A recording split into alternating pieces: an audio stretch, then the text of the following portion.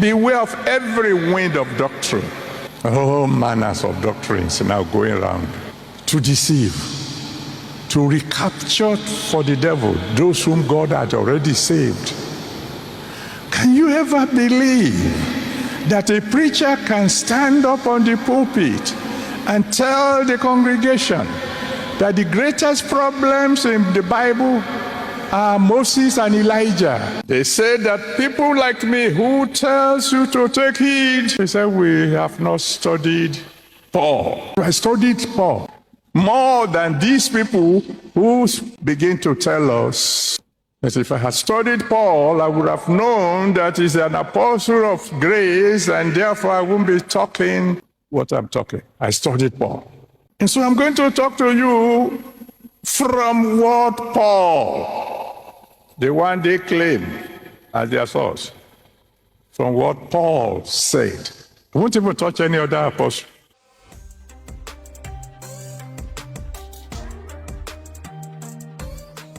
Hello, dear listeners. I'm appealing to you to keep watching Exosia TV because you know not the scripture, not the power. So the power of God is equivalent to the knowledge.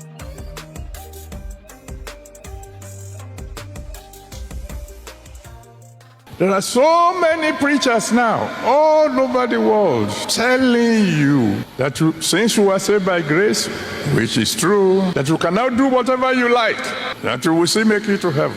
So I want to talk to you tonight. Serious talk, father to children. Because whether the devil likes it or not, because of what you are going to hear tonight and what you are going to do tonight, I will see you in heaven.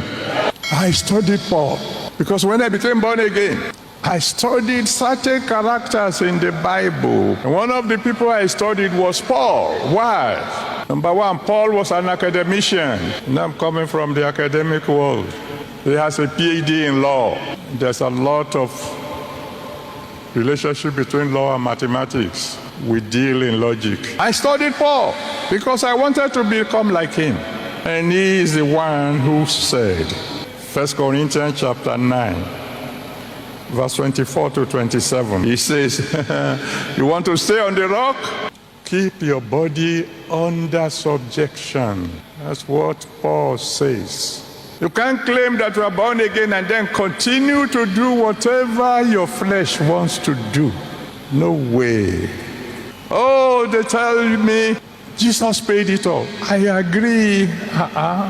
But the same Apostle Paul said in Romans chapter 12 from verse 1 to 2, Romans 12, 1 to 2, he said you have to present your body a living sacrifice to God. You are now on the rock. No more rottenness.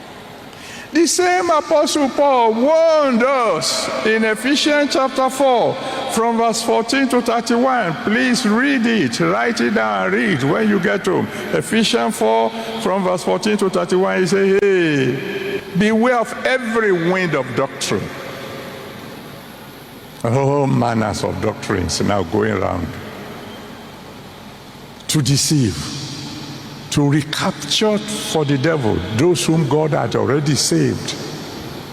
Can you ever believe that a preacher can stand up on the pulpit and tell the congregation that the greatest problems in the Bible are Moses and Elijah?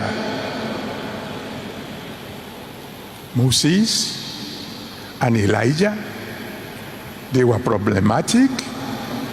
Oh, they were the only two people who came to talk to Jesus on the Mount of Transfiguration. You call those people problematic? It is Paul who said in Romans chapter 6 from verse 1 to 2, Romans 6, 1 to 2, he said, shall we continue in sin that grace may abound? What was the answer?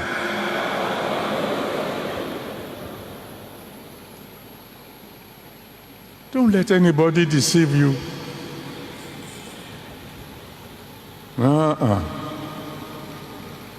Anybody who tells you that once you are born again, you can continue to lie, that it doesn't matter.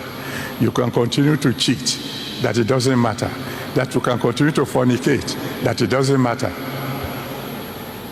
It's an agent of the devil. Quote me.